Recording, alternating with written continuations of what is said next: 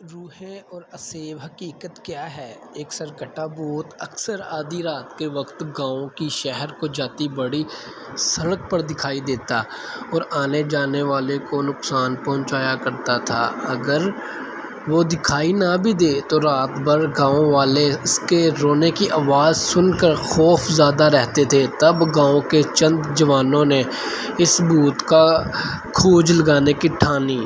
India کے ضلع نینی تال میں ایک گاؤں ہے ایمبروکا۔ اس گاؤں کی وجہ شہرت یوں تو پان کے پتے ہیں جنہیں بیشتر آبادی کاشت کرتی اور پھر یہ پتے ملک بھر میں اور بیرون ملک سپلائی کیے جاتے ہیں، لیکن کچھ عرصے کے لیے اس کی شہرت ایک اور وجہ سے بھی ہوئی اور وہ ایک سرکٹا بھوت تھا جو اکثر آدھی رات کے وقت گاؤں کی شہر کو جاتی بڑی سڑک پر دکھائی دیتا تھا اور آنے جانے والے کو نقصان پہنچایا کرتا تھا۔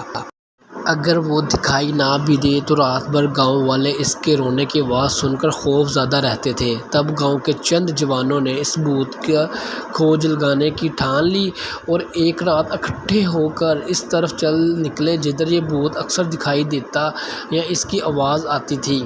ان میں ایک نوجوان اومکار تھا جسے کالے جادو کی کچھ شدت تھی اور وہی باقی جوانوں کو اپنے ساتھ لے کر آیا تھا۔ اسی نے بعد ازاں ایک اخبار کو اپنی کہانی سنائی۔ وہ نوجوان ایک جگہ درخت کی اوٹ میں ہو کر بھوت کا انتظار کرنے لگے۔ رات گہری ہو گئی تو ان نوجوانوں کو فاصلے پر وہی آواز سنائی دی جیسے کوئی چیخ رہا اور جیسے کوئی شدید تکلیف میں مبتلا ہو۔